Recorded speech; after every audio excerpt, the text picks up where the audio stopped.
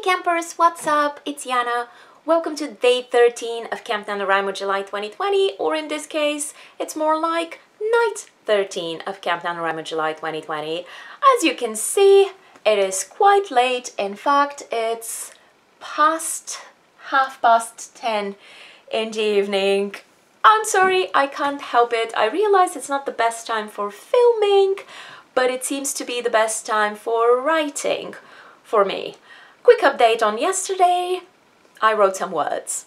Nothing else interesting happened. I wrote some words after I came back from our day of fun and shenanigans, and I'm still on top of my go. I'm still a little bit ahead. It's all good. I don't know why I can't seem to write during the day these days. I don't know if it's because it takes me a little while to get going in the morning because I can't really have coffee. I know there's a stereotype about writers and coffee, but I can't tolerate caffeine very well anymore. I used to when I was younger, but I still hated coffee. Why do people like coffee? Like, coffee is bitter and just not nice. Like, for me, it has to be like a cup of milk and 2 drops of coffee for it to taste nice.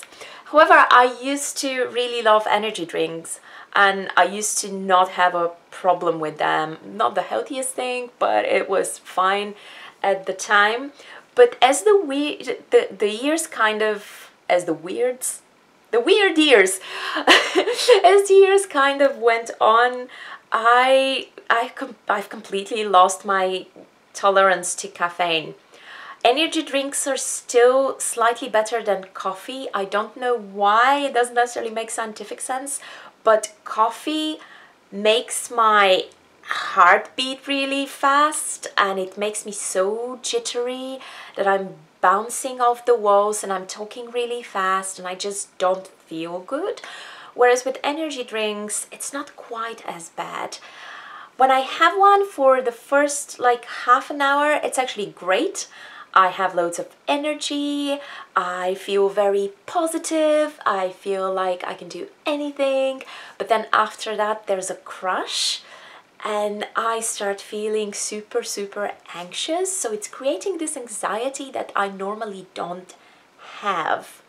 So sometimes if I know that I'm going to have a really nice easy day, but I just want to be a little more awake, I can afford myself an energy drink because there's nothing to stress me out, and even if I'm a little bit jittery and a little too high strung, it's not that big of an issue.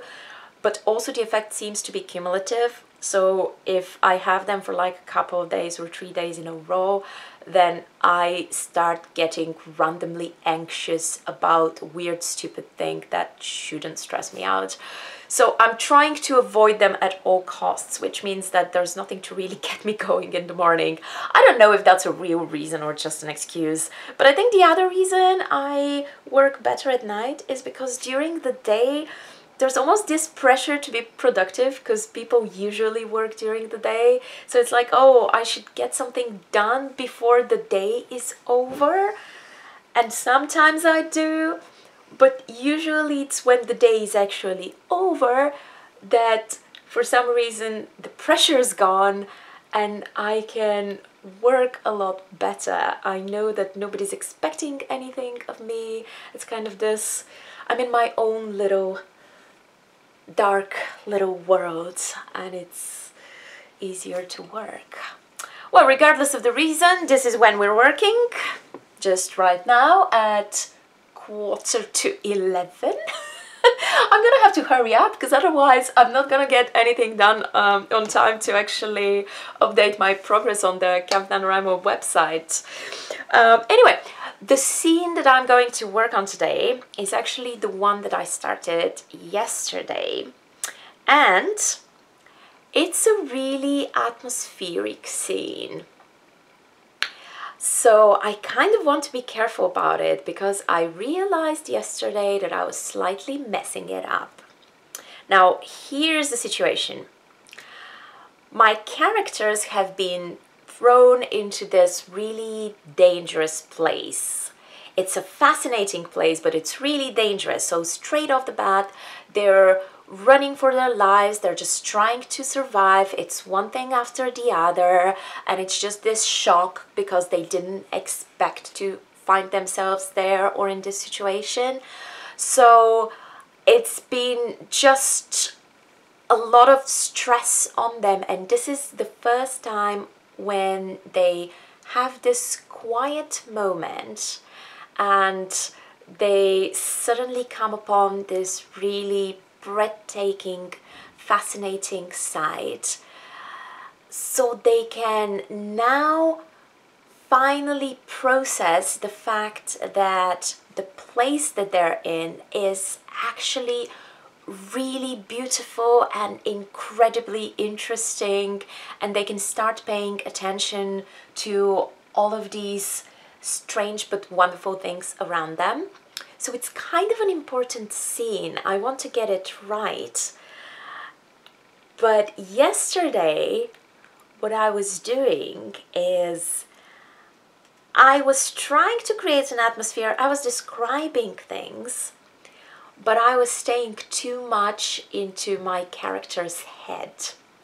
And when I reread it afterwards, I realized that this wasn't working so well. That's great for building characters and developing character sort of stuff when you're very aware of the fact that you're listening to the thoughts of a particular character and, you know, it's their signature voice and all that. But in this case, what I really want to do is I want to transport my reader. So this is a lot more about the place than it is about the character. So I want to be looking through Autumn's eyes, through my main character's eyes, but I don't want to constantly be reminded that I'm inside of her head. And that's what I was getting wrong yesterday, because I was just going, Autumn thought, Autumn saw, it seemed to her like. It's just very much, we're focusing a lot on how she's feeling about what she's seeing, but it doesn't necessarily feel like you're seeing the same thing yourself.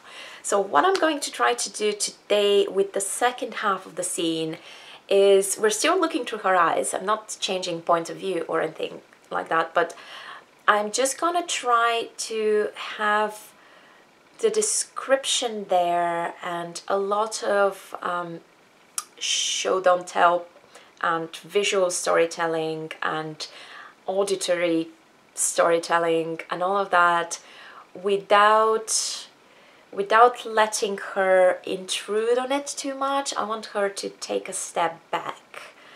So I want the reader to kind of smell the smells and hear the sounds and just be in that world. I want them to be really drawn in. Let's see if we manage to do that. Maybe the nighttime is going to help me because it's kind of atmospheric, and it is nighttime now in the story as well. But let's see what happens. Let's get to work.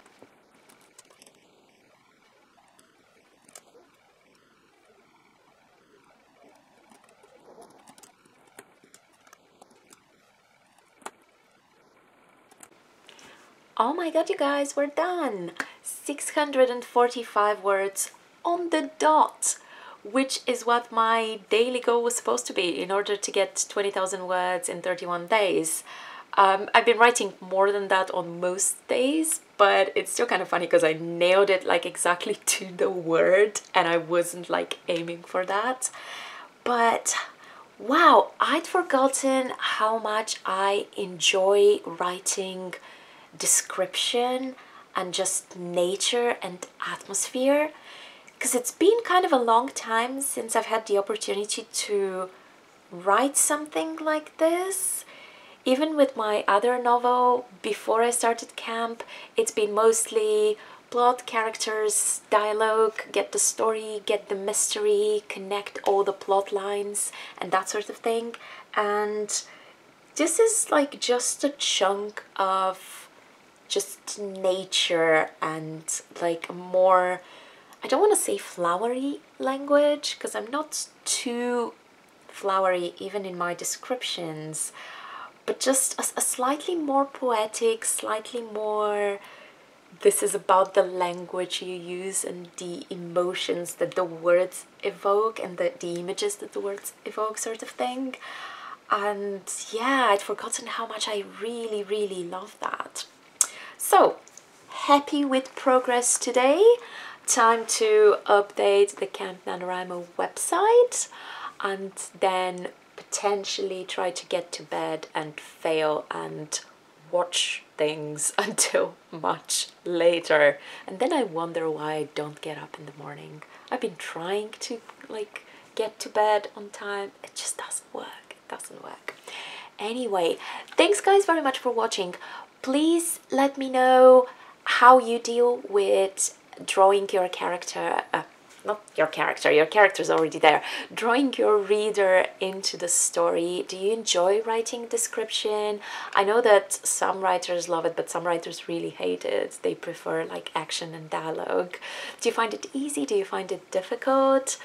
What kind of techniques do you use in order to really make sure that you are transporting people into that magical world? Well, it might not be a magical world, into your world, into the world of your story. And as always, let me know how you're doing, how is your camp going, and I will see you again tomorrow. Let's be honest, it will be tomorrow. I usually say most likely tomorrow, but really likely tomorrow with another video. Bye!